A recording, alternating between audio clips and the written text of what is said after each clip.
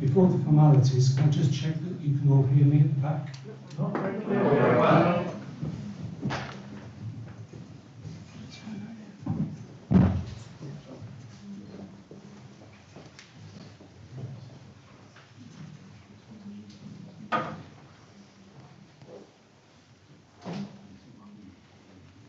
Can you hear me now? Yes, better. That's better. Okay, thank you. And can you confirm the live stream has commenced, please? Thank you. My name is Kevin Gleeson. I'm a Chartered Town Planner and Planning Inspector, appointed by the Secretary of State for Transport to hold this inquiry and to make a recommendation to her. It is in respect of an application made by the Bournemouth to Swanage Motor Road and Ferry Company pursuant to Section 6 of the Transport Charges Miscellaneous Provisions Act 1954 to increase toll charges for users of the motor ferry and to reintroduce tolls on the ferry road. The Programme Officer for the inquiry is Helen Wilson. She is seated, well, she's standing now. If you have any queries about the inquiry process, the organisation and documentation, can you please speak to her. This is the second day of the inquiry, which is programmed to last 6 days. Firstly, a number of housekeeping matters. Mobile phones and other electronic devices should be switched to silent, please. There are no fire alarm tests or drills planned, so in the event of a fire alarm, please exit by the fire exits. There's one to my left here and one out the way you came in up the stairs. Fire evacuation assembly point located in the car park. Men's and disabled toilets are located on this floor, and ladies' toilets on the ground floor. I aim to finish this session by 9 o'clock with a short comfort break around the midpoint if necessary. As yesterday and for other sessions, the inquiry has been live streamed and recorded. I also need to ask whether anyone else is intending to film or record the event, including the use of digital and social media. No, thank you. So the purpose of the inquiry is for me to gather evidence on the proposed increase in ferry-link toll charges and the reintroduction of the road toll before making a report to the Secretary of State. The report will set out the gist of the evidence given and make a recommendation as to whether the application should succeed or not. The remit of the inquiry is set out in Section 6.3 of the Transport Charges Miscellaneous Provisions Act 1954, with the appropriate tests under that section set out in the pre-inquiry note. You should note that if you do speak and give evidence, your name will be listed in my report. I'd also take the opportunity to emphasise that I'm looking to witnesses to assist me in my understanding of the case. Additionally, I'd emphasise that it is not helpful to me, and neither it is a good use of inquiry time, to hear the same point being made a number of times. If it's a good point, it won't gain any more strength or weight through repetition. If it's not a good point, it won't improve through repetition. Nor is it necessary to repeat points that have already been made in writing. Moreover, if, when it comes to your turn, someone has already said what you wanted to say, it's quite all right for you to say that you have nothing further to add. While I understand the strong feelings about the proposal, can I please ask that people do not clap or cheer during or after contributions, as this can make it difficult to hear. The order of speakers this evening is as set out on the inquiry website, although there has been a change. As such, the order is now Lloyd Hatton MP, Steve Peskin, Councillor Ben Wilson, Richard Slowe, Paul Sterling and Amber Hutchinson. Speakers should come to the witness table next to me and use the microphone. so that they can be heard clearly. Ideally, each speaker should speak for no longer than 10 or so minutes. After each speaker, there may be questions from the advocates for the applicant, so please stay seated. I may also have questions. So before we begin, does anyone else wish to speak today who's not already indicated that they wish to do so? Gentleman there, yes. Can I have your name, please? Yeah, Tim Wyatt. I may not if one of the other speakers obviously make my point for me. Thank you, understand. Anyone else?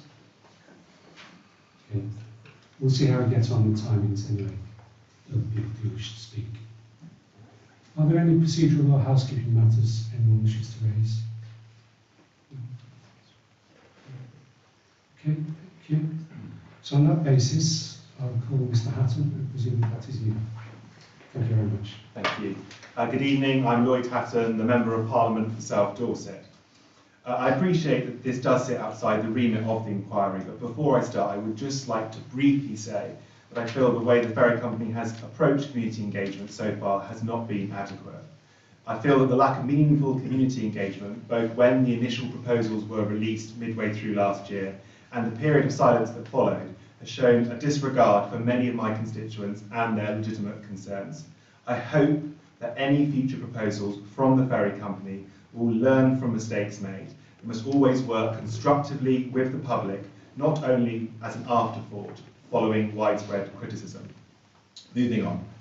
I'm here today to represent the views of many of my constituents who believe strongly that the application put forward by the ferry company, namely the proposed toll changes and the reintroduction of a road toll on Ferry Road, would be against their best interests and make little financial sense.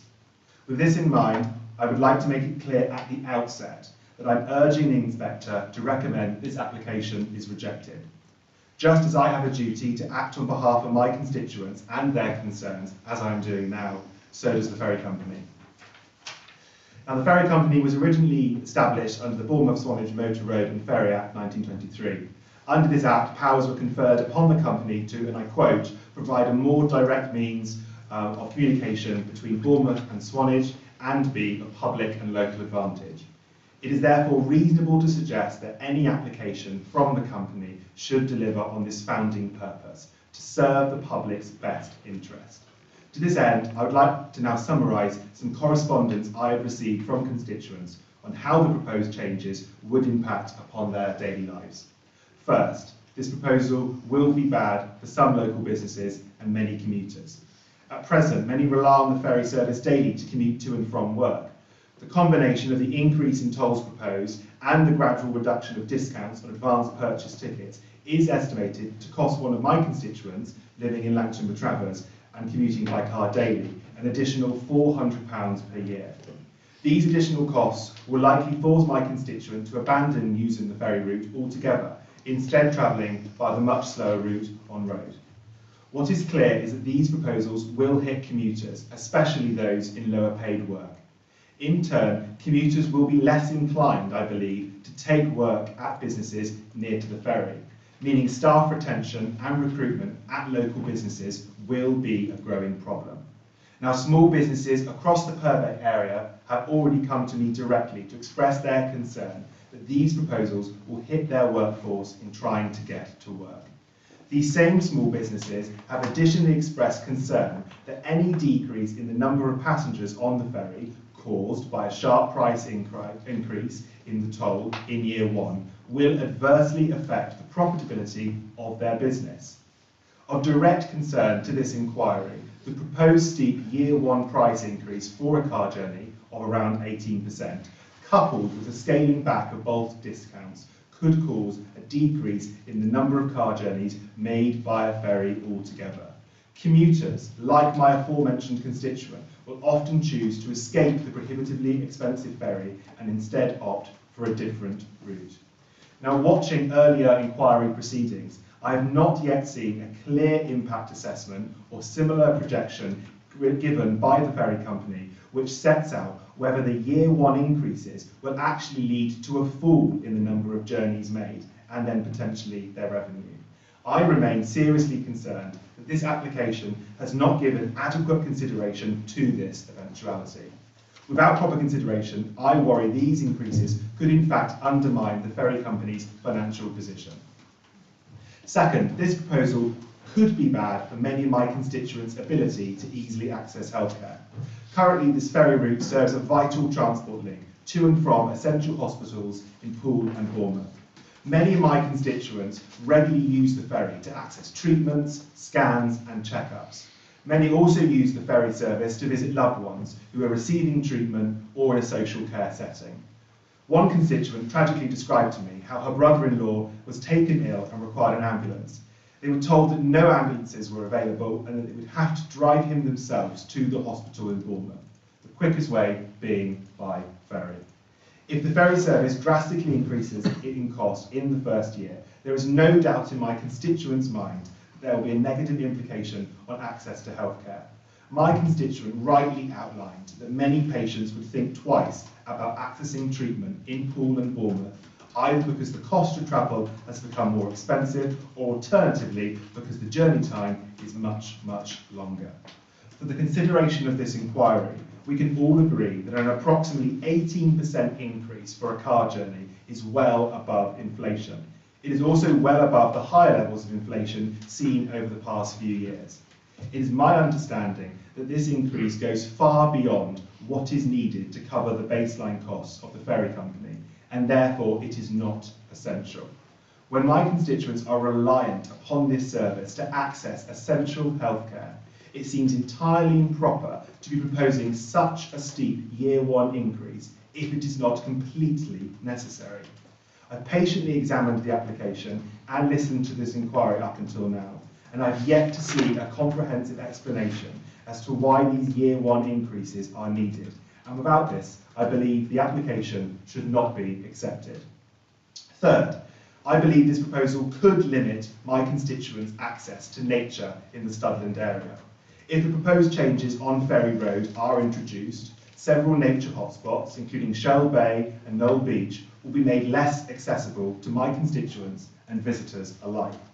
One constituent described to me how he volunteers weekly at Branksea Island for the Dorset Wildlife Trust, but that the increased costs on the ferry service would make his trips no longer feasible. Another constituent describes how she regularly walks her dogs at Shell Bay and how the reintroduction of the toll on the ferry road could limit her from utilising National Trust facilities and accessing nature on a regular basis.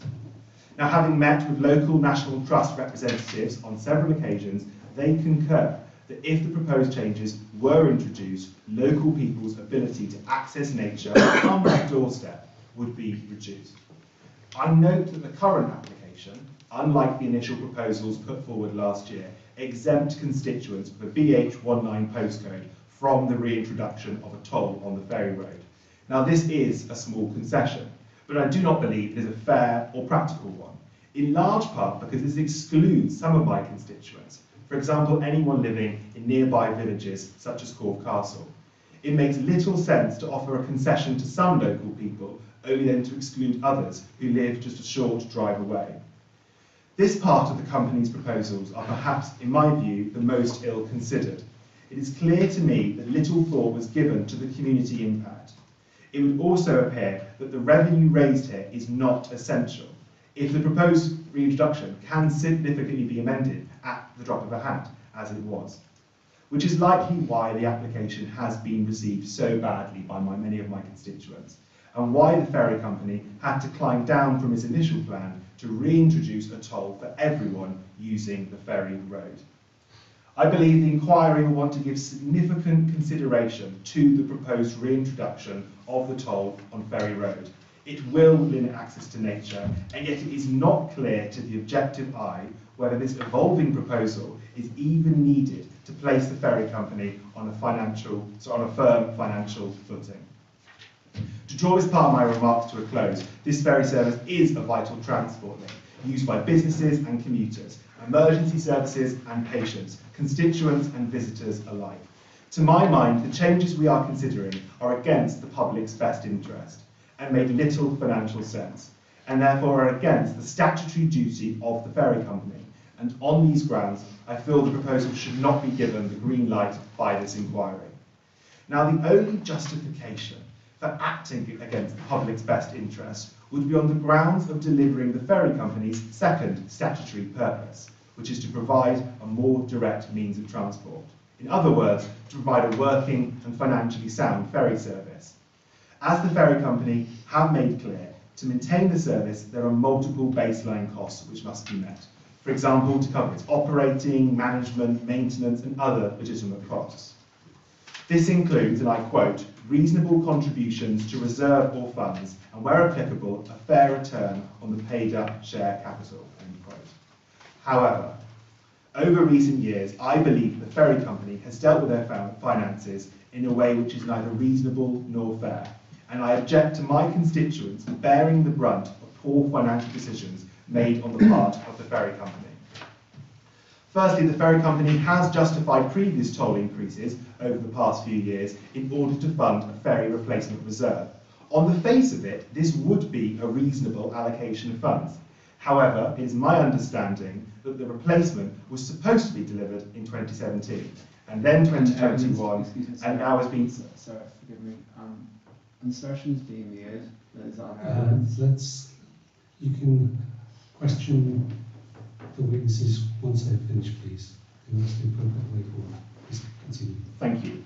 Was supposed to be delivered in 2017, but is now being pushed back to the next decade. In fact, over a 16-year period, I believe, from 2008 to 2001, only around 2.5 million was added to the reserve pot, with the total now standing at around £5 million, and a replacement ferry, according to the estimates, costing £80 million, 8 times the initial amount will have to be added annually to achieve this target. To cut to the chase, this all seems like too little and too late. If there had been a reasonable allocation of funds to the reserve, then arguably we would not be in the position we currently find ourselves in. I cannot help but conclude that my constituents are being requested to pay for the longer term financial inadequacies of the company. It would appear that little has changed since the 2018 application, where the inspector rightly concluded that there was little confidence that the proposed increases would be utilised to procure a new ferry, or that there were adequate safeguards put in place. Secondly, on the topic of fair return, prior to 2018, whilst the ferry company was supposed to be allocating funds to the reserve, I believe that the ferry company paid large dividends to their shareholders. The inability of the ferry company to adequately safeguard reserve funds in the past is not the fault of my constituents. So looking ahead, I do not believe that they should be able to shirk their responsibility to be responsible and simply by putting forward the proposed unaffordable changes that we're considering this evening. Finally, the ferry company had already been given permission by the Secretary of State in 2021 for annual toll increases of around 3% on average for a car until 2031. And yet here we are, just 4 years later, contemplating an approximate 18% fare increase for just the coming year. It, in my view, makes a mockery of these important inquiries if only a few years later the projected increases are thrown out only to be replaced with a much larger figure, as is the case today. I believe the inquiry will want to pay close attention to there being little reassurance for my constituents that we will not have a more costly set of proposals from the ferry company in the coming years. I do acknowledge the ferry company has placed further limitations on dividends pending approval, but given their sorry track record, can we trust they will comply with these proposed safeguards, or will we simply revisit this problem at an inquiry in the not too distant future? In the first part of my remarks, I have sought to set out how these proposed changes are not in the best interest of my constituents nor prudent. In short, I firmly believe that these tolls are neither fair or affordable for communities in Swanage or in the wider Purbeck area. And secondly, I've sought to address legitimate concerns about the management of the ferry company and the credibility of the proposed changes that we are now considering. To speak bluntly, I have little confidence in the ferry company's justification for the proposals, nor do I believe that they will resolve the challenges currently facing the company. I once again urge the inspector to recommend that this application is rejected. As it stands, the proposals are not fit for purpose, And communities here in Purbeck deserve a much better deal. Thank you. Thank you, Mr. Hatton. Mr. Reynolds, do you wish to ask questions? Yes, thank you. Mr. Hatton, paragraph 1 of your witness statement or your evidence that you've submitted to the inspector, you refer to what you describe as a distinct lack of discounts in the proposals. Sorry, we can't hear. You refer to a distinct lack of discounts in the proposals that are made. Equal volume.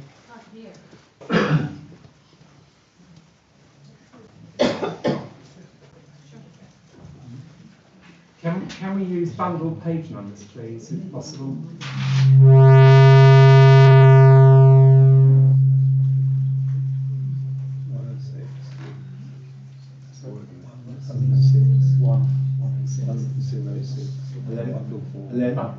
Can that be heard?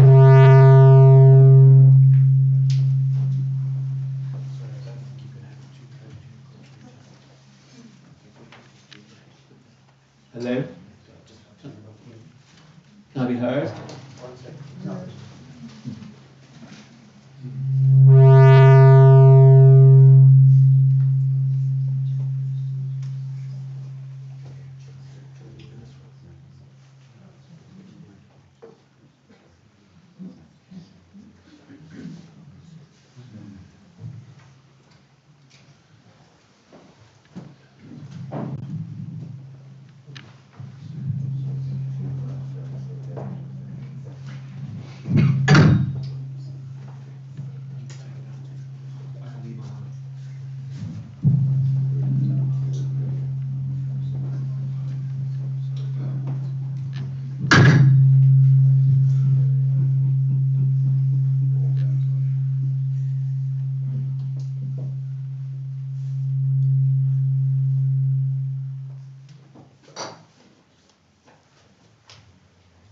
Hello?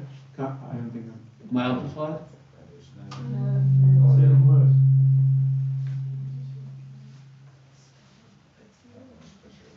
You may just need to speak up if there's no alternative with you. Well, I think I have to shout, but I'll do so. You refer in paragraph 1 to a distinct lack of discounts in the proposals that are made, and you've made much in particular of the first year increase. Are you not aware that in fact the revised company proposals in the first year include a 40% discount? Yeah, but that then changes in future. We made much of year 1, so I'm focusing on year 1. So are you aware of the 40% discount? I'm aware, but then there'll be the future years. Yes, but we're asking about year 1. We can talk about further years in a second. I am aware. You made much of year 1. You referred to it 4 times. You said it was a steep increase. You referred to an 18% increase in the road toll. Are you aware of the fact that it is in fact 5% increase once the bulk discounts are taken into account? Yeah, if they're taking it into account. And do you not agree that regular users are likely to take advantage of the bulk discounts? Yes, they will if they want to. It's up to them. Okay, the reply. No, sorry, I said if they will, if the commuter chooses to do so, that's up to them. You say that these steep increases in toll prices will put existing roads and services under greater strain as my constituents look to avoid the ferry route altogether. Have you not taken into account?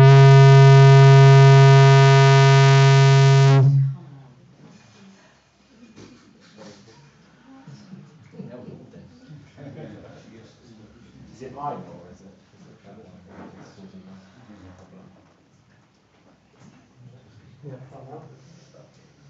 Lloyd, yeah. Can you hear me? Yeah, I feel like mine's now maybe off altogether.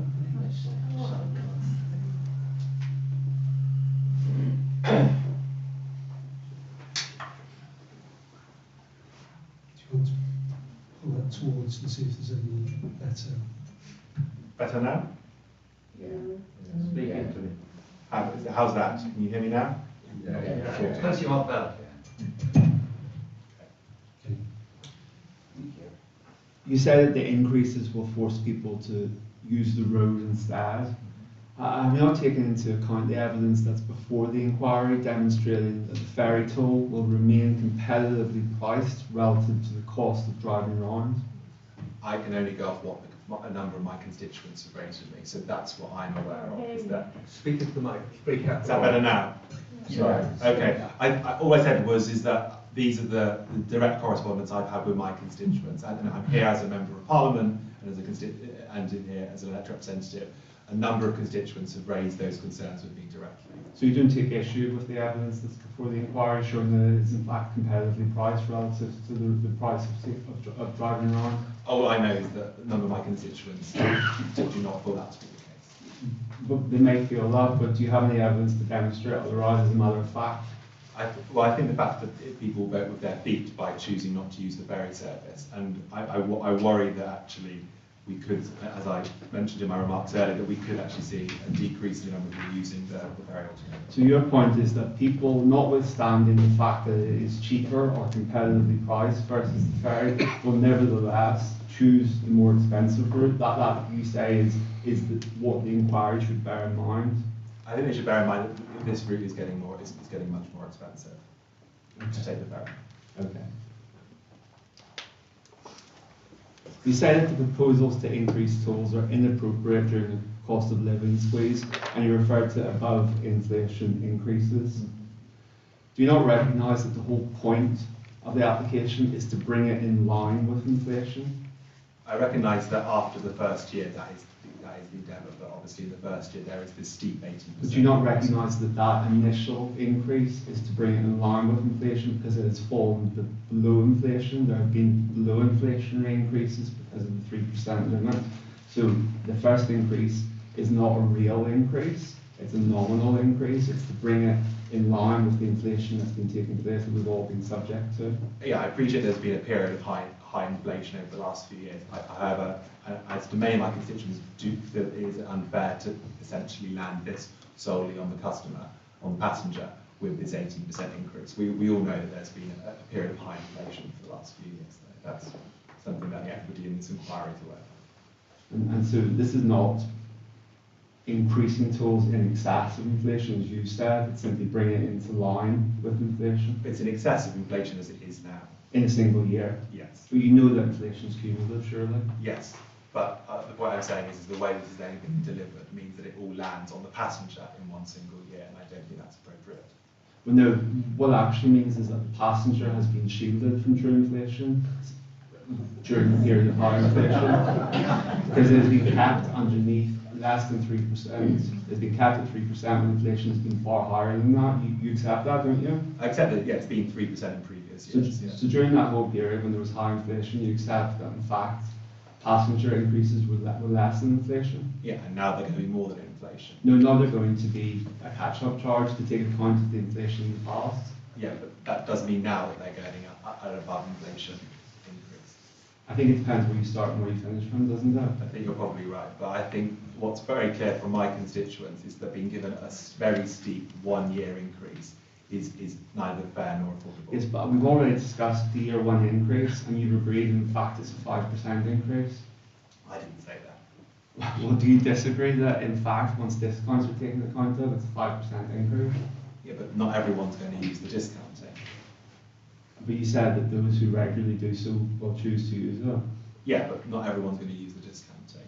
And I also, as I mentioned before, made clear that the discounting is not going to stay the same. That's also that's moving on a scale as well. So what is the advantage for buying those bulk tickets on year one is not going to be the same. Yes, but the whole point was about the initial hit, and do you not recognise that this is about softening the blow of the initial hit? I think it's an attempt to, but I'm not sure it's a very successful one, no. Well, you've talked about your constituents being disconnected from health services, Yeah. and arguing that this will continue. Do you agree that the current level of provision of health services on the Isle of Purbeck means a number of your constituents have to travel across to Poole to access those services? Yeah, many constituents. Yeah, I explained that in my opening remarks that many constituents will go to Poole or Bournemouth to access treatment. And do you agree that good access to health services for those living in Purbeck is the responsibility of central government? I think it's of a number of different bodies. Who else? Local government agencies. I mean, those who don't use public healthcare, the private sector, it depends. So do you agree that the government recognises its responsibility for those who struggle with healthcare related travel costs by operating the healthcare travel cost scheme? Sorry, say that again. Sorry. Do you agree that government recognises its responsibility for those who struggle with healthcare related travel costs by operating the healthcare travel cost scheme? Right, sorry, I see. Yeah, I recognise there are measures in place to support some people, yeah. So if your evidence is that people who need travel are struggling to access healthcare services, or struggling to afford to travel to access those healthcare services, is that your evidence? That's the concern that's been raised to me by multiple So constituents. surely you agree that the current government should seriously consider the eligibility criteria for the scheme that I've just referred to better enable your low-income constituents. Surely it's the responsibility of central government rather than private companies to make sure that people can access healthcare. I think the Act makes very clear that there is a public element to the service as an essential transport link. So I don't believe it sits solely with them or solely with you. I believe you both have a responsibility, which I think I made very clear in my opening remarks. That said, I think it's a really interesting point, and without trying to turn this into a party political broadcast, I think there's a lot more we can do to improve healthcare in Swanage and Purbeck, and in the rest of my work I do that on a daily basis. But I don't think that means that what we're talking about this evening at the inquiry doesn't matter. I think it does matter that we ensure that people do not feel that the ferry is prohibitively expensive when they come to access healthcare in the Poole and Bournemouth area. You said that those accessing small businesses will be charged the road toll. Do you accept that that's not accurate? Sorry, say that again. You said in paragraph 7 of your statement that those using the ferry road to access small businesses will incur the road toll. Do you accept that that's not accurate?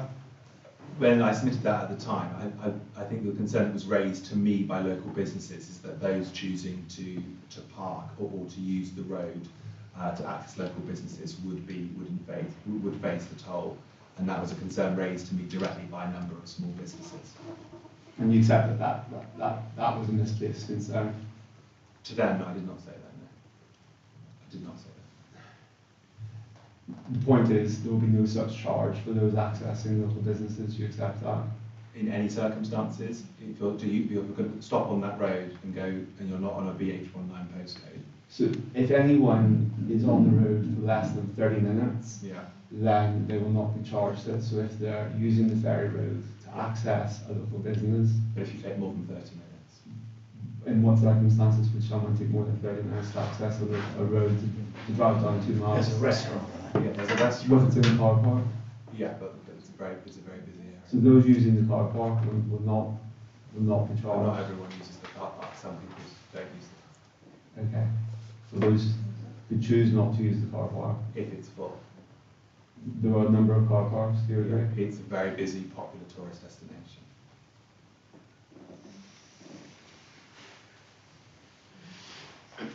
You agree that many of your constituents are reliant on using the ferry for everyday life, Yeah, many do. and do you therefore agree that it's essential there's a system in place that ensures that the ferry can be replaced once it comes to the end of its viable life in 2034? Yeah, but my concern, as I raised earlier, was that this has been something of a shifting goalpost as to when actually this would come into fruition for the new ferry. You don't contend that the evidence of the naval architect before the previous inquiry was any different, that it was a 2032 order for 2034 date at the previous inquiry? So say that again, it's pretty bad sound. Have you considered the evidence, which is in the bundles, of a naval architect who examined the ship in light of the repairs that it had undergone, and he confirmed to the previous inspector that the end of the viable working life was 2034 in light of the works that had taken place in 2019, which extended its viable working life, and that was why the 2034 date. You don't ask the inspector to cast any doubt on that 2034 date, do you? I'm not asking him to cast any doubts, no. And you don't seek to undermine the justification for the extension of that date, the placement of that date, namely that there had been works undertaken on the ferry which extended its viable working life. I understand that those works may not be undertaken yet. And so you agree that if the inspectorate accepts that evidence and accepts that the end of the economic, the viable working life is 2034, then it's going to be essential in 2034 that there are funds in place to replace the ferry. Yeah, of course, yeah, you require funds to replace it. You don't propose any scheme by which those funds can be secured, do you? No, it's not my role as Member of Parliament. You just want to criticise this scheme without proposing any constructive proposal of your own. I'm a sitting Member of Parliament. I don't run transport links, I'm sorry. Mr. Reynolds, The point is, you're Mr. not. Reynolds, Yeah. it's your scheme. I don't think anyone else has to justify an alternative to that. Quite. But I think they need to demonstrate that there is a viable alternative. That's Why? not. Because he's accepted it needs to continue into the future, so it's going to need to be funded. I would just say two things. One, my understanding, sorry to interrupt, Please. my understanding is that is not the scope of the inquiry. That it is my job to put forward an alternative proposition. That's not the role of a Member of Parliament. I don't think it's the role of anybody else in this room other than the ferry company. The second, as I did make clear in my remarks, I think my concern is looking back at the way this reserve has been handled in terms of accumulating the funds required for a replacement. I think there has been not the best management of how we get that reserve to where it needs to be. I think that is something that's been considered by multiple previous inquiries, and it is a contested point, I grant, but I do think there is a fairly commonly held view that actually the reserve fund has not grown anywhere near as quickly as it would be required to buy a new ferry, and that's why people struggle to believe that the current work that's been put forward in this inquiry that we're considering today. Sorry, application that we're considering today. I have no further questions. Okay, thank you. Thank you, Mr. Hatton. I have no questions. Probably just clarifying. Have you submitted your statements to the case officer? I can pass this across, yeah. Yeah. If it could be submitted electronically as well. Oh, sure, yeah. Thank you very much. Yeah, thank you. Thank you.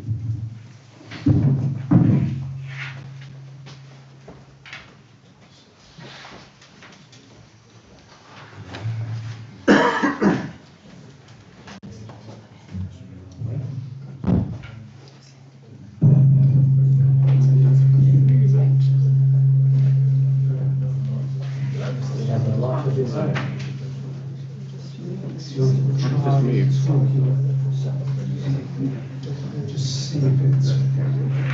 Hello? Hello? Hello? Ooh, that's a bit loud. I'll lean forward like that.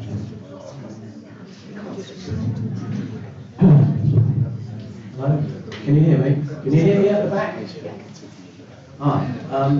So, if you can introduce yourself, Mr. Yes. Peskin. Yeah, hi, my name is Steve Peskin, and I'm a local resident. Actually, the previous has actually raised a number of the issues that I wanted to raise tonight. I think one of the things I would say is that there is a real issue with trust that, about this whole episode and this inquiry. And if I may be so bold, you're not helping. Because a number of us are lay people, and it's clearly coming across that you are the legal representative of the applicant. I think, given the history of management from time to time putting shareholder returns before the building up of reserves to fund the ferry replacement, and given the very complex nature and opacity of the group finances, what guarantees and proper governance will be put in place to ensure adequate reserves are built to underpin the long-term future of the ferry and to protect those reserves from being used or depleted outside the course of normal business? And I think that is a big issue of trust, and it needs to be enshrined.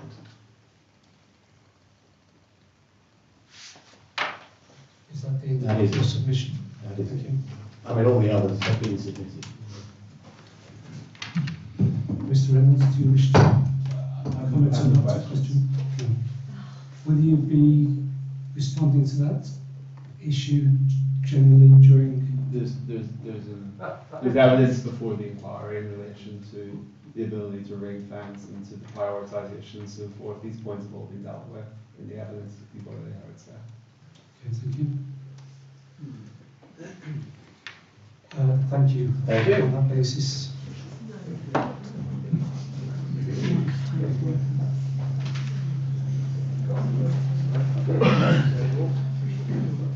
Councillor Wilson.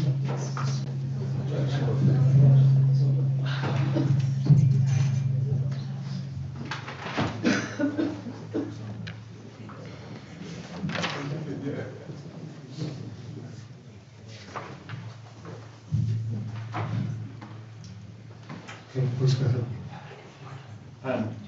Good evening. Ben Wilson, Dorset Councillor for South East Purbeck, that includes Studland. I'm also a resident of Purbeck in the BH19 postcode. Sorry, I thought I was. For clarity, I should start by saying I am going to heed the inspector's advice, and I will edit down what I'm going to say so that I'm not duplicative. It might mean that it's a bit more disjointed than I intended, but I apologise for that.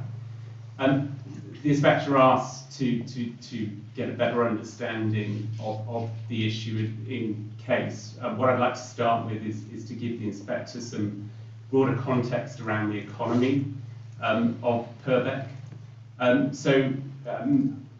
Per the ONS and the census data from 2021, just over 20% of jobs in the Isle of Purbeck sit in the hospitality sector.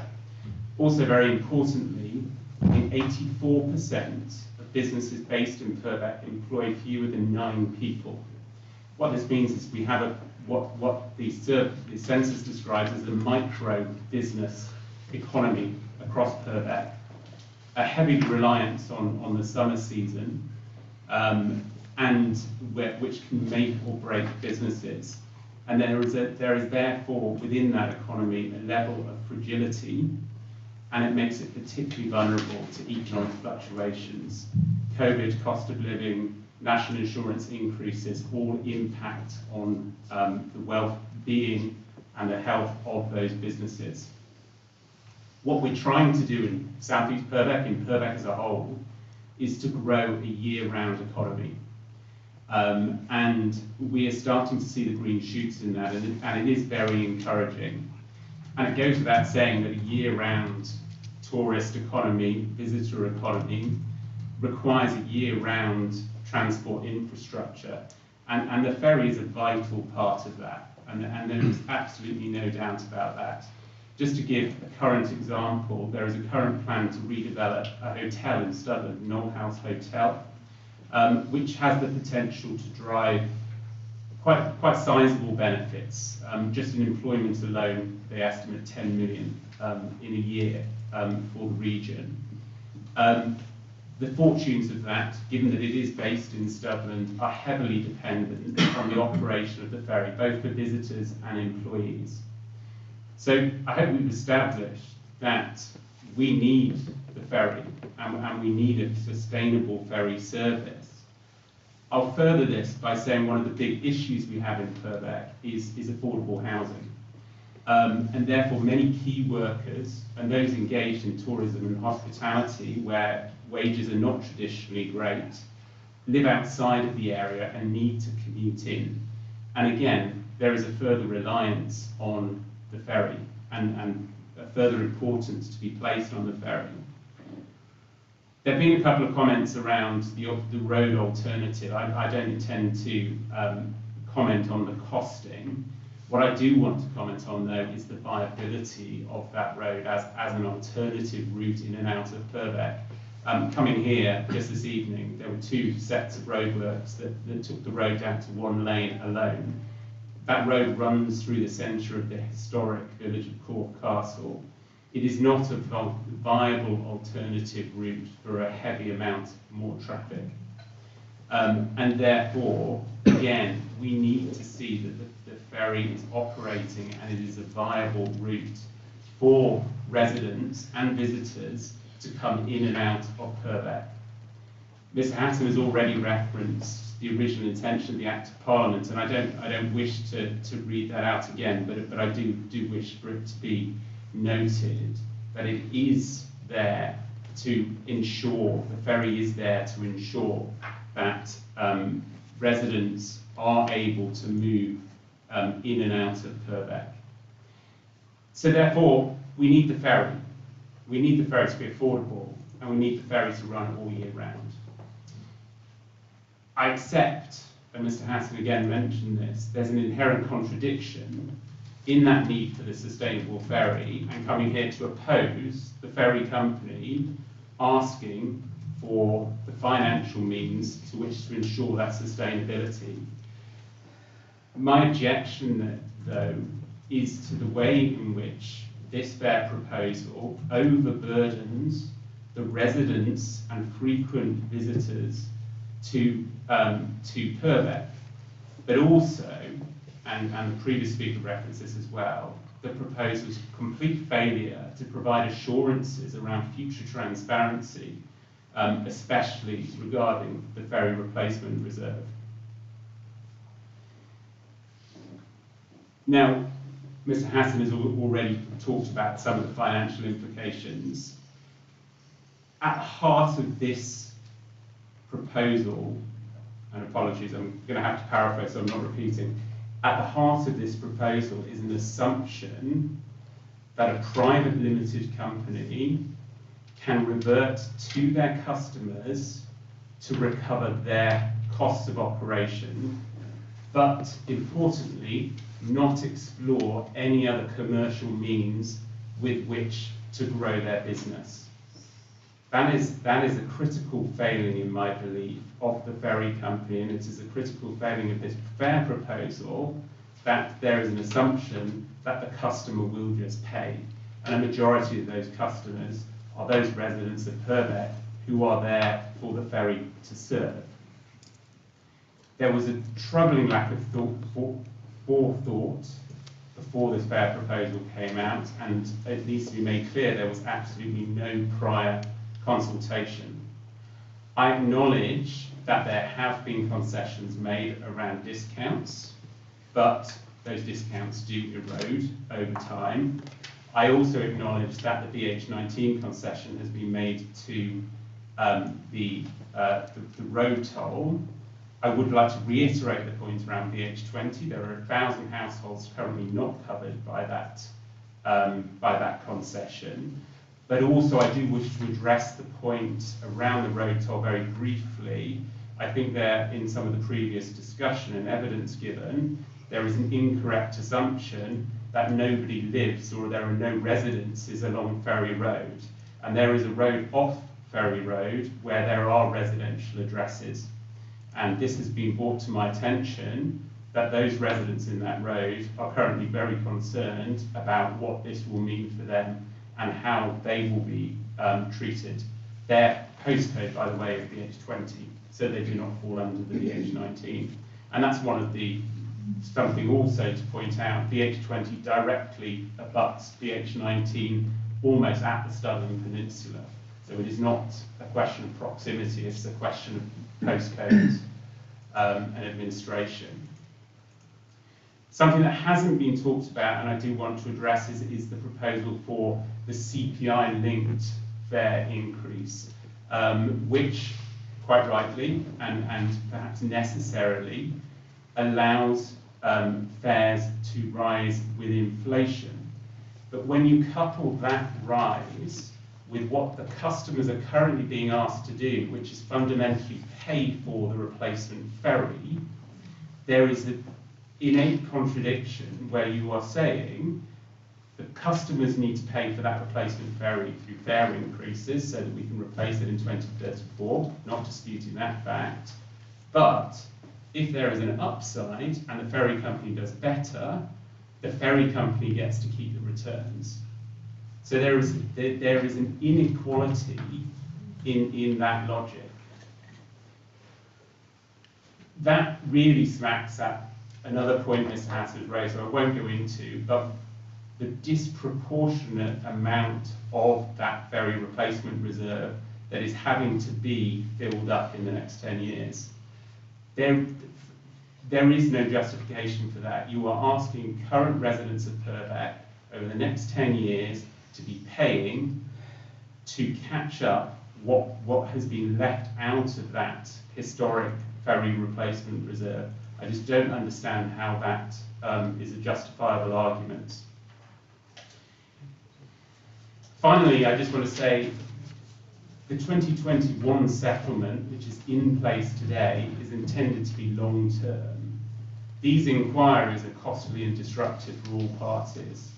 What is clear is that should any part of this proposal be granted, including the Seaguy-linked fare, both historical issues with the ferry replacement reserve and the vagaries of predicting the future finances of the ferry company, greater transparency and periodic reviews will absolutely be necessary. And I do ask the inspector to give serious consideration to this. Again, I urge that the inspector bear in mind that the power that is being exercised in this inquiry relates to a ferry created by the public for the people of Purbeck. Thank you. Thank you, Councillor. Mr. Reynolds? Yes, briefly. Constantly, in your written submission, you say, this is page 422 of the bundle, and it's the bullet points towards the end of your submission that I'm looking at. You have it. So if in front of you, so you can get a copy. It'll be in bundle 4, not the other one, but one of the other ones, probably the largest one, which I think is at the bottom. Okay, all right. It should be page 422. Okay, thank you.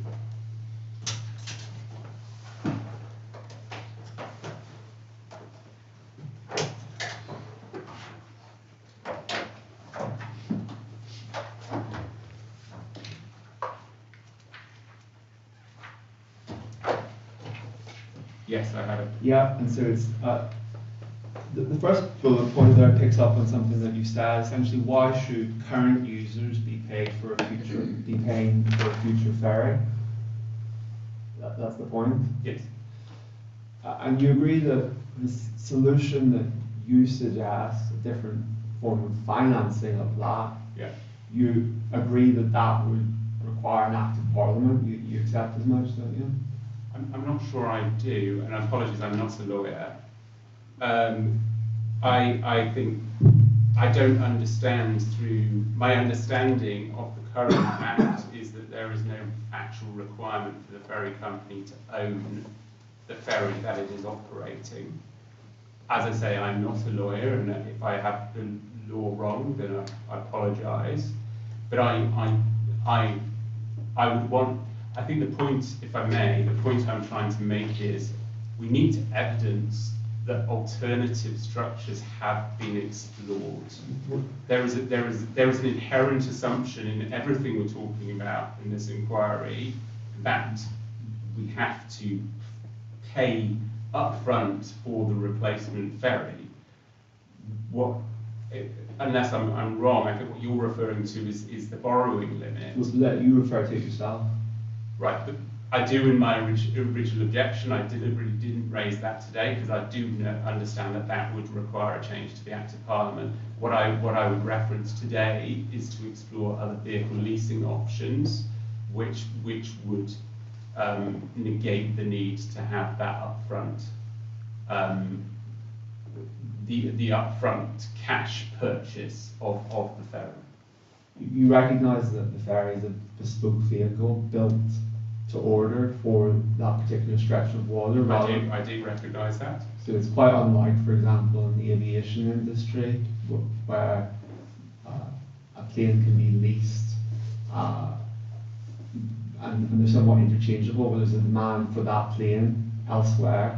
I also recognise that. My ask is that, or my assertion is that alternative options should be explored prior to acting on an assumption that current customers need to pay to fill up those coffers.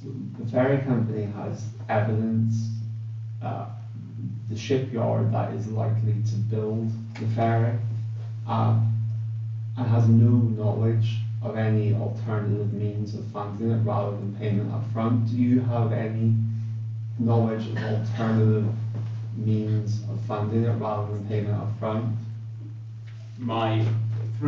Well, I'm not here to look into financial advice. My assertion, to repeat, is that other options should be explored rather than an immediate assumption that we need to break the 2021 order that was put in place for the long term.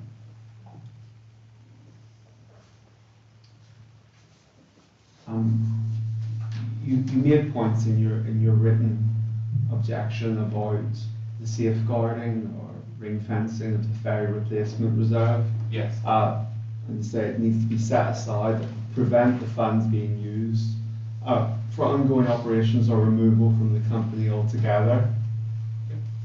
And is that something that you stand by? Yeah. The payment. I mean, it is a question of. There's no allegation in what I'm saying. It is a question of financial management. Simply the previous point you said you weren't going to choose to emphasise, and I was just checking before I asked further questions whether that was the point that you wanted to. Mainly because it had been covered with Mr. Hatton, and that's why I said I wasn't going to emphasise. Apologies, not that I took that. Never mind. Crossed wires. You're a Dorset Council councillor, Correct. Are you aware that before the previous inquiry, Dorset Council took the stance, or rather did not suggest otherwise from the position that was before the inspector, that it was legally impossible to do what you're seeking to do, i.e. to separate the company from its own funds? I am aware that it was ruled out as a result of that inquiry. I personally struggle to see that it would be legally impossible, but if that has been, then I apologise, I didn't know that was a legal impossibility. So just so that the inspector has the evidence, it's bundle 2, page 182, paragraph 7.21, and I'll just read out the section because everyone might not have access to the bundle. Various possibilities were mooted, including the use of an escrow or trust fund, possibly with the Secretary of State as the named beneficiary. Other suggestions included transferring company assets to another limited company, altering the cross-bank guarantee and disaggregation of the shares. However, I have no reason to doubt the veracity of the legal situation as was set out in the requested position statement. Whilst I recognise that Studland Parish Council did not have access to legal advice, I am mindful that the consortium was represented by an advocate who raised no concerns in terms of the content of the position statement. In essence, it would seem that none of the suggestions mentioned by the objectors would or could lawfully achieve what was sought, including protection in the event that the company went into liquidation. May I just come back on that? Because obviously I wrote this in September, I wrote this over the last couple of days.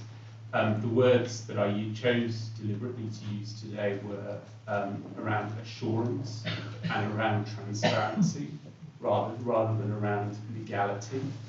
I believe that the ferry company, without making any legal changes, could give a greater level of governance and assurance to the people of Purbeck that their investment, if you like, is being safeguarded.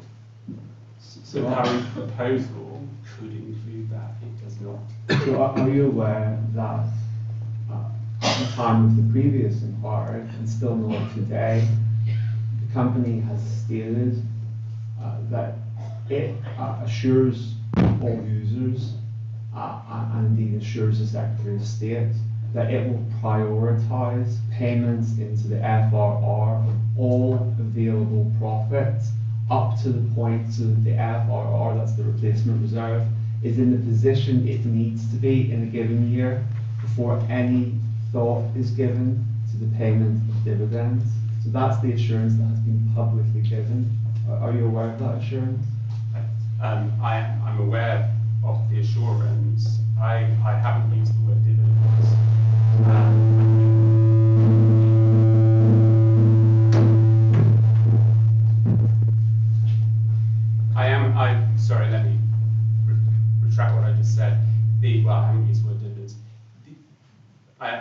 I am aware of that assurance. I am asking for a greater level of transparency. Are you aware that the company publishes its accounts each year, which show the position that year and the previous year of both where the ferry replacement reserve needs to be and where it is and whether there's a shortfall or surplus? Those are published documents every single year. I am aware of that. I should also state that I'm a chartered accountant and I'm aware of the number of adjustments that get put forward in any financial statements before they're published. I'm sorry, I didn't follow. I'm aware that a financial accounting number, with all due respect to accounting, a financial accounting number may be different to a cash balance, and will include accruals or other such adjustments. That what I'm asking for, or we are asking for, is greater transparency of how that fund is moving forward and how it's being safeguarded. Financial accounting statements are by nature adjusted statements. They're not done on the finances that we've been working on, the financial cash projections, are done on a different basis of accounting to what would go into the financial statements. Obviously I've not interrogated the financial statements. I'm saying I'm asking for a transparency that goes beyond what is in the financial statements. Okay. So I have no further questions. Thank you very much. Can I just clarify, have you submitted the statement to I have. tonight? Yes. Yes, that's great. Thank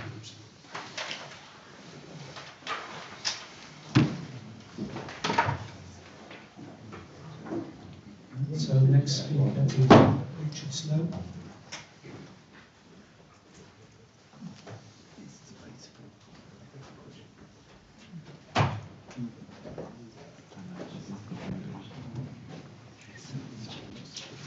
I better test this first. Can I be heard? Very well. You may need to speak up, so I'm not sure that's working particularly well. Is that working better now? Right, the back going up. Yes, good. I've submitted a written objection and appreciate, sir, the opportunity that I've been given to speak briefly to it. As already made clear in my objection, I will not be addressing the ferry toll itself. There are many people far better qualified than me to respond on that issue. Nor will I now address the bulk buying discount, which has been adequately dealt with by others. There are, however, some matters relating to the proposed charge for the use of the ferry road that I would wish to emphasise. I shall address you in 4 sections: the principle involved, the charge itself, the practical problems, and finally, by suggesting 2 possible solutions. First, the principle. The Ferries Company was established in 1923, 75 years before the Human Rights Act 1998, which gave the public the right to unrestricted access to areas of cultural heritage. In particular, there's an obligation under Article 14 of the European Convention on Human Rights not to discriminate against those with a disability by impeding their access to any place that they might otherwise enjoy. Impeding access to a disabled person includes imposing a charge that an able-bodied person would not need to pay, for example, because they could obtain access on foot. The coastline at Shell Bay is part of a UNESCO heritage site, and the heathland on either side of the road is a protected environment. Both the Aggleston Rock and the Goathorn Peninsula, which are of cultural or environmental interest, are approached from the ferry road, and so access to them would also be impeded. Accordingly, the imposition of any charge to use the road breaches everyone's rights under the 1998 Act, including but not limited to persons with a disability. Human rights now take precedence over the historic statutory right to make a charge for using the ferry road. Accordingly, the Secretary of State must consider this application in the current context and legal framework, and consider as the court would do, whether the proposed charge for using the ferry road would be declared incompatible under Section 4 of the Human Rights Act. I now turn to the amount proposed to be charged for the use of the ferry road. To charge the same just to use the road as for using both the road and the ferry is inconsistent and unjustifiable. As no bulk buy discounts are available for just using the road, as tickets are not being issued, it would bizarrely be more expensive just to use the road at £6.26 than to go over the ferry, which would cost just £5.08, applying the ferry company's proposed 20% discount. In any event, the charge of £6.26 is disproportionate and excessive. A more realistic and proportionate charge to use the road, if there is to be one, would be no more than £2. However, that is unlikely to cover the cost of imposing a charge, which is why the ferry company is presumably seeking to charge more than 3 times that amount. In conclusion, on the issue of the charge for using the road, I urge the ferry company to withdraw its application as now formulated. Even if lawful, the amount being raised is very small and is surely not worth the aggravation and inconvenience being caused. Next, I turn to the practical problems. First, the proposed exemptions. In its press release of 24th of August 2024, the ferry company said that it has no intention of moving or building new toll boxes. This must mean that if a road toll is permitted, it will be collected using number plate recognition cameras. In the same press release, the ferry company said that it will decide upon an appropriate method for collection once the toll is approved. So it has chosen not to explain how it would allow for its own proposed exemptions. A camera by the National Trust car park would enable those who park there to avoid the charge, but what about those who use the Shell Bay restaurant or the boatyard? And how will they exclude disabled users? Residents in the BH19 postcode are now going to be exempt, but not their visitors or those whose car is registered elsewhere. Secondly, the half-hour period of grace proposed is wholly inadequate. Its purpose is supposedly to allow for the collection of ferry passengers arriving on foot. However, from the Knoll House end of the ferry road to the toll booth is 2.4 miles, so the round trip is nearly 5 miles and takes 10 minutes at least, and much longer if there is a tailback queue for the ferry. If the person being collected has just missed a ferry, that adds at least 20 minutes to their time of arrival. And there can be another 10 minutes delay when a cross-channel ferry or other large vessel goes into or out of Poole Harbour. Accordingly, this exemption should be extended to not less than 60 minutes. And there are other anomalies. Will visitors who arrive by ferry be allowed to park on the verges free of charge, but not those who come from the Studland side? How would that be fair? And how is the charge to be collected if not at a toll booth, which we are told will not exist? Prepayment cannot be by the purchase of a ticket because there's no booth, so it will have to be by demand to the registered owner of a car. Can it seriously be suggested that every time someone goes down the ferry road, they will receive a notice in the post and have to go online to pay? In short, the absence of any published methodology, which the ferry company has deliberately chosen not to address, leaves the Secretary of State with unanswered questions, inhibiting the exercise of her discretion to allow the charge. But let me conclude with 2 practical solutions. First, a parking charge. The failure to charge for parking on the verges at the side of the road, particularly overnight, which would raise far more than the estimated £50,000 for use of the road itself, is irrational and unexplained. The statutory framework is in place to do so under Section 78 of the 1923 Act and Section 82B of the 1986 Act.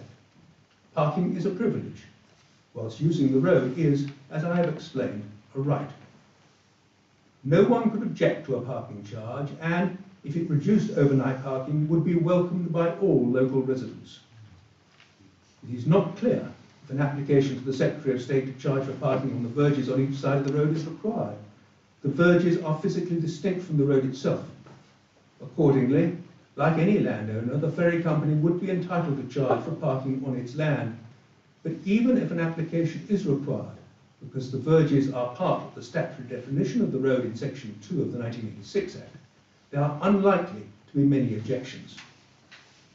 Secondly, may I suggest the methodology of collection if, contrary to my submissions, a charge to use the road is permitted. It would be anomalous and confusing to collect the road toll and the ferry toll by different methods. Accordingly, the charge for using the ferry, and if permitted for using the road, would then be collected online. A similar arrangement works well in London for collecting the congestion charge. Monthly accounts, residence discounts, penalties for late payment, and charges for parking would be simple to apply. Number plate recognition cameras would save the cost of manning toll booths, and everyone would benefit. I invite the ferry company to confirm before the conclusion of this inquiry that it would, if permitted to charge a road toll, adopt this proposal. Alternatively, it could be imposed as a condition by the Secretary of State under Section 6.2 of the Transport Charges Miscellaneous Provisions Act 1954, the ferry company, having declined to identify what method of collection it would apply, could not complain about the grant of permission being conditional on these arrangements being made.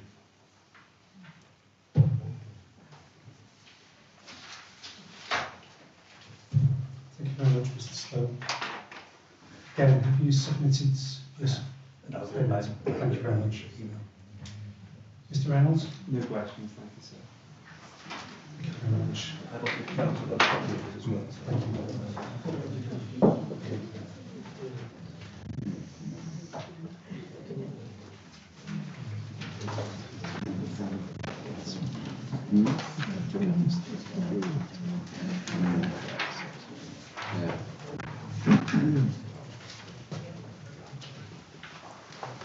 Paul Sterling? Thank you.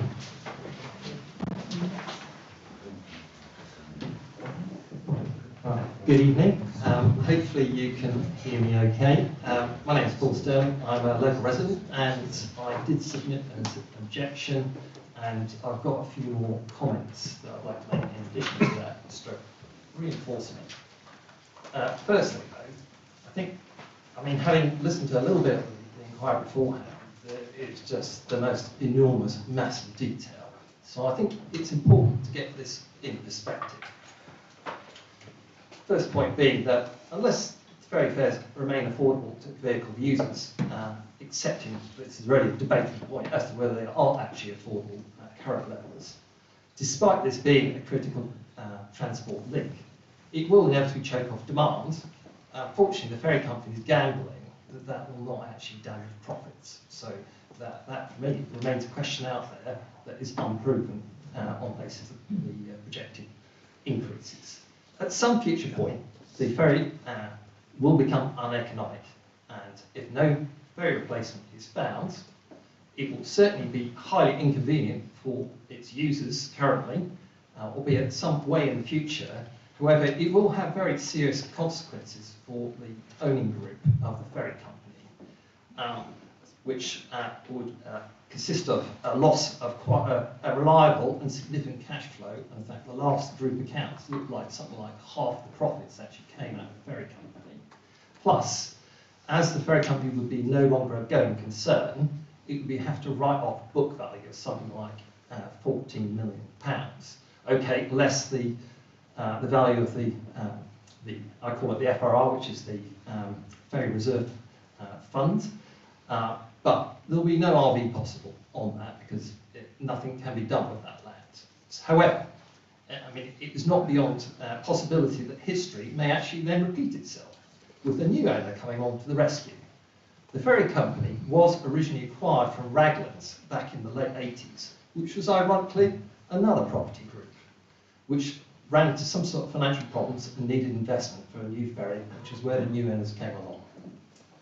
So, from my perspective, Ferryacres is effectively compelled to operate the ferry as long as it possibly is economic to it. And whilst you call it a ferry, it's actually classified as a floating bridge. Such is the simplicity of its design and its very limited operation. Further which, Fairacres have been happy to extend the ferry life. It initially started at 16, moved to 23, and then in the last few years, it's rapidly moved from 28 to 33 to 40. And so, with the right approach, it's not to say it couldn't go any further, notwithstanding the fact that a naval architect might have given some sort of forecast in 2019, and quite frankly, saying something that's 25 years old has got another 15 years. He's probably sticking his neck out even as it was. But it's subject to maintenance, and there's a lot of maintenance going to go on. More maintenance has gone on since that was done, and more will go on in the future. So I think that's an open point from my perspective. Operating more complex legacy assets than a simple chain ferry is a function of strong maintenance and technical obsolescence management. This equally applies to a 10-year-old ferry as it does to one that's 40 years old. So, and it doesn't help that the ferry company is not sitting within an experienced transport company. The justification for the new application is to fund a comparable ferry in 7 years' time or so, as I recollect. Previous replacement ferries have generally been larger vessels, taking more vehicles and therefore providing more productivity and, without doubt, more maintenance cost savings. Unfortunately, the constrained ferry infrastructure precludes a larger vessel, and estimates of future maintenance don't seem to offer much savings, which is rather peculiar. More importantly, what seems to be quite excessive is that if you look at the original cost of the ferry, going back some 27 years or so ago, you actually look at the projected valuation of 13.6 something or other, you come up with a compounded escalation price of 5.5% per annum. Now, perhaps that's not unreasonable for a UK built vessel. However, no one is building such vessels in the UK anymore, unfortunately, save for obviously the Scottish Government and that fiasco. And to build such a simple commercial vessel like a floating bridge is, I would have thought, not a complicated matter. And if you look at what's being built in Turkey right now, you've got, I think Norway has got 4 fast diesel electric hybrids, which are roll-on, roll-off ferries, capable of 24/7 operation on a 14-mile route, ocean-going, carrying 120 cars, 400 passengers, and understood to come in at only twice the estimate of the current floating bridge. So I think more homework is required in that area, including maintenance costs. Fairacres request to grow the FRR, or the ferry reserve, obviously will exacerbate the existing issue, because in effect, the FRR is just a line entry. There is not necessarily underlying cash behind it, it's a liability. And in effect, what we've been asked to do is to grow this further. Well, and there's an obvious issue in all of this, and that it's security for the bank, which holds a fair amount of debt in the Fairacres group. So I grant that there are not without difficulties in trying to obtain that, but I'll come back to that point. However, looking at the accounts on this, or the projections, the ferry reserve is only a fairly derisory amount of 2.5%. Well, if you think about it, the index, that ferry may well be indexing at 5.5%, if that's to be the case. So clearly, the ferry fund is actually sinking as it stands by sitting there, and all we're going to do is add more money to that fund. So I really don't understand that at all. I was asked originally whether a new replacement ferry could be easily financed. And I originally considered it really just on a standalone basis. And whilst I don't think that would be an issue, as a floating bridge, it's pretty low value. Single person asset is not very attractive or sexy, and not particularly high value. However, the ferry company's real asset is a 30-year record of toll revenues, operating critical infrastructure, which would suit a receivables-based debt financing subject to the use of the FRR as equity, and in return an annual debt payment, which is probably not far away from the current ferry reserve amount that's proposed to be made using existing fares. Okay.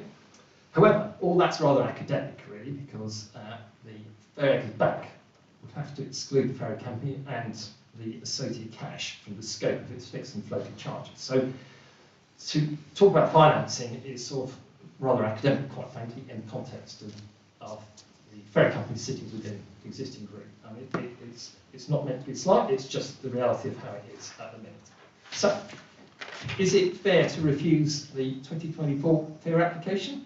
I'll try and provide some balance here. I would say, firstly, no, in terms of for the fare increase. That's because the ferry company hasn't been as profitable as it has been in the past. That's a fair point.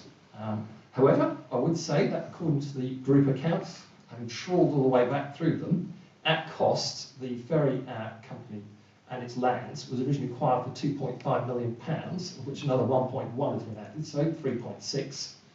Over that time, the ferry company has made profits in excess of 20 million. Okay, going to take off the ferry reserve, 4.5.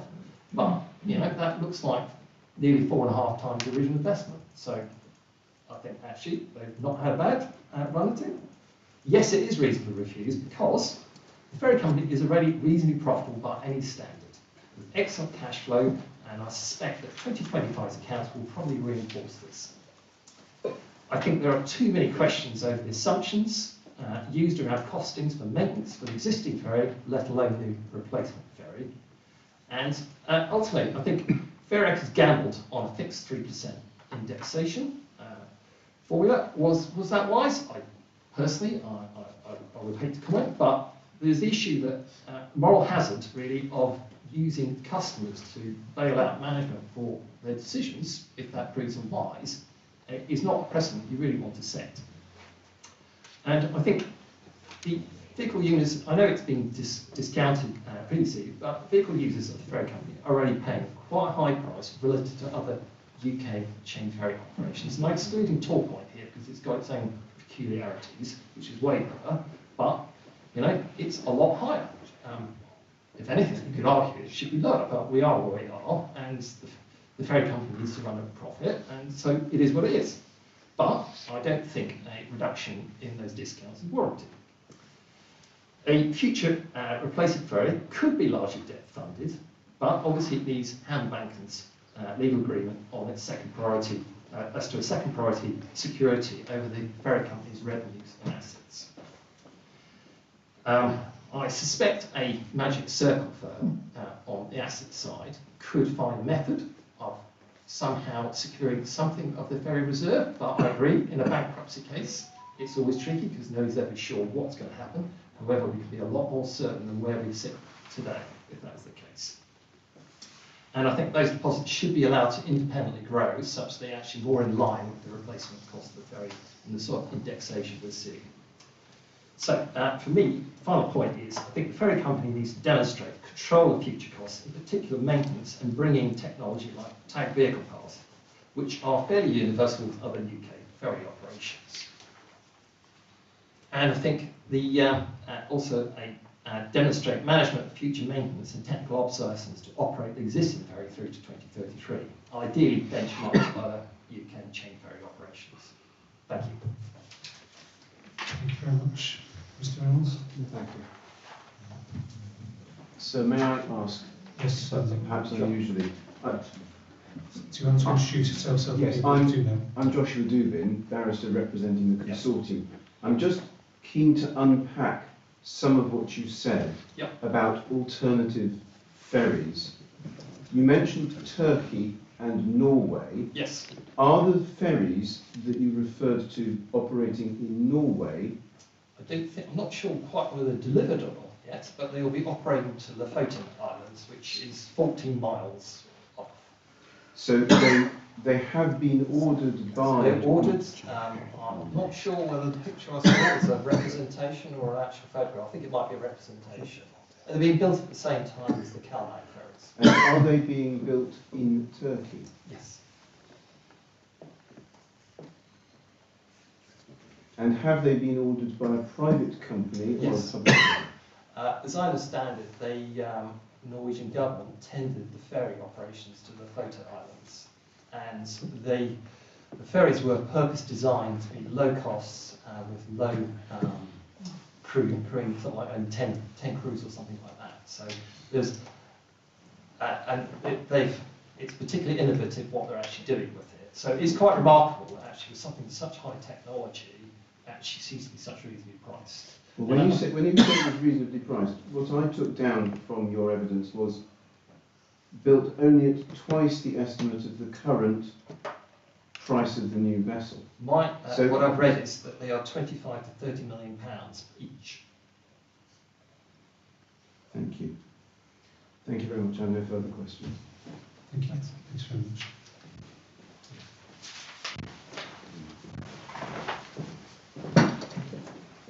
And can I now ask Amber Hutchinson to take the floor, please?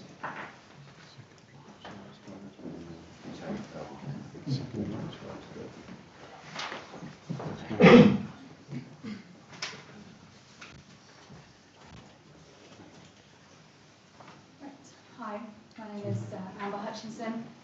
I live in Harmons Cross, and I will keep this brief because a lot of my points have obviously, as the last speaker, have been mentioned and touched upon, but I did want to give my perspective from someone who has just started a full-time job, is someone that commutes over the ferry regularly, and is somebody who is a frequent user of Bramblebush Bay specifically, but obviously the ferry road. So when I first spoke at the 4th of September Southern Village Hall meeting, I wanted to calculate how much this was going to affect my day-to-day lifestyle.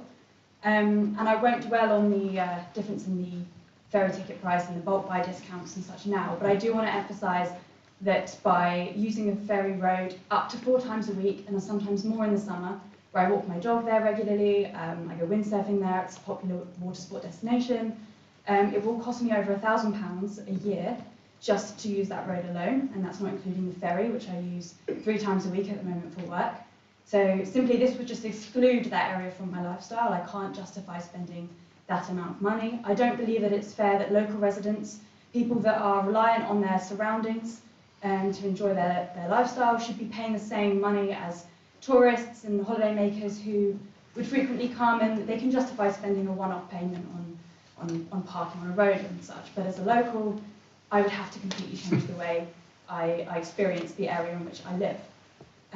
I also do not come under the BH19 postcode. I'm actually 200 metres away from the BH19 postcode. I'm BH20. So I would encourage that people that live on the Purbex should be exempt from the road toll. And if they are to be exempt, then it needs to be done in a very fair way, encompassing the entire Purbeck Peninsula area, and not just done on a postcode lottery.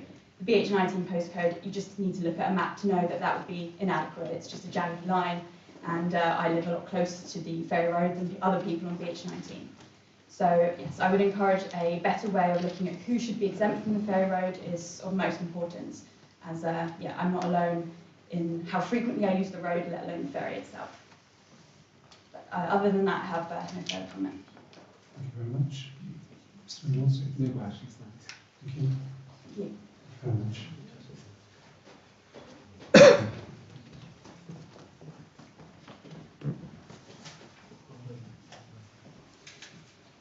So, Mr. Wyatt, I think, did you want to speak? If that's okay. Yes. Have time.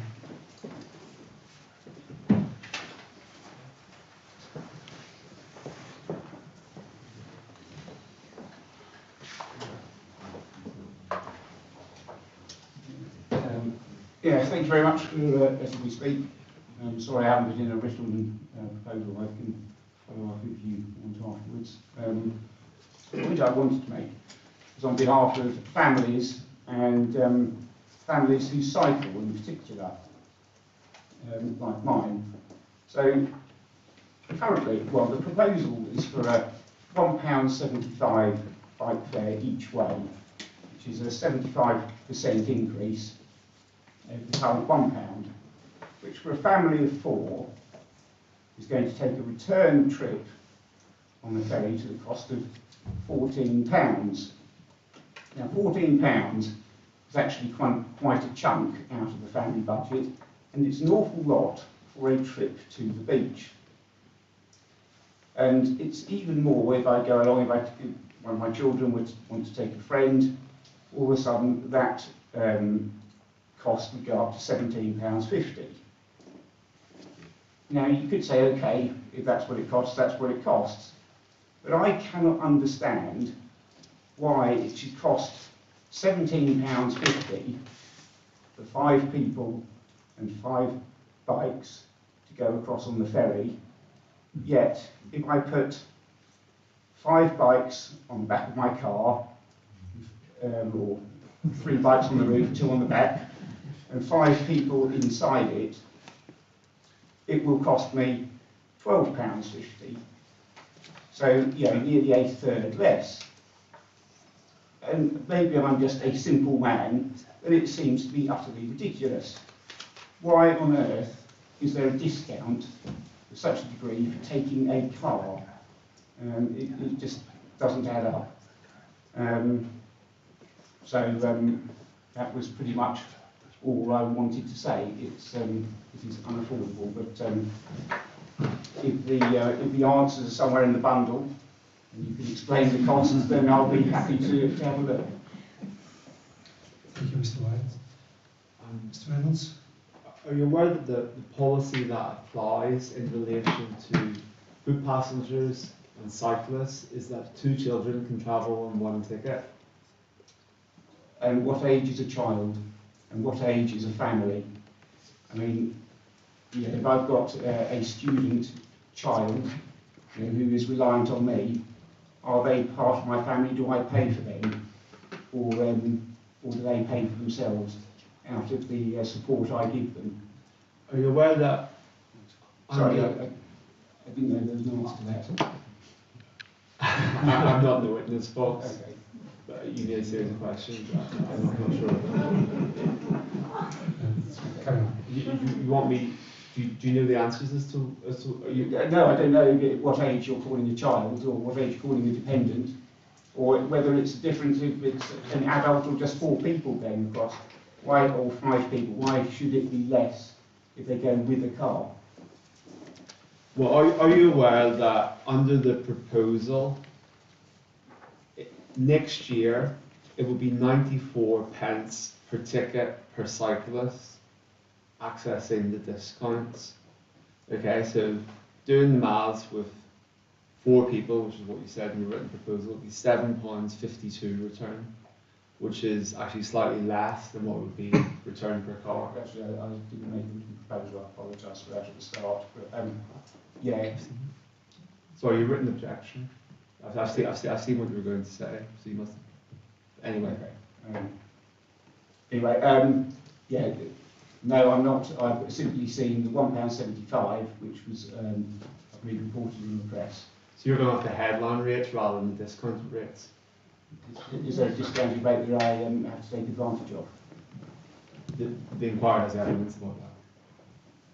Okay. I think there is more information that you would be able to access within the bundles. And that will make it cheaper for a family of 5 to go without the car. But take a point. Thank you for raising this. Thank you. Does anyone else wish to speak this evening? No?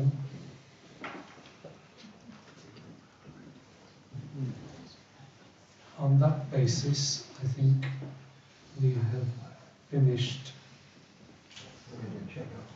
moving things forward. I'd like to thank everyone for their contributions and for attending this evening. As I said earlier, do respect the fact that there are strong feelings about this proposal. So thank you for attending. The inquiry is now adjourned at 8:04.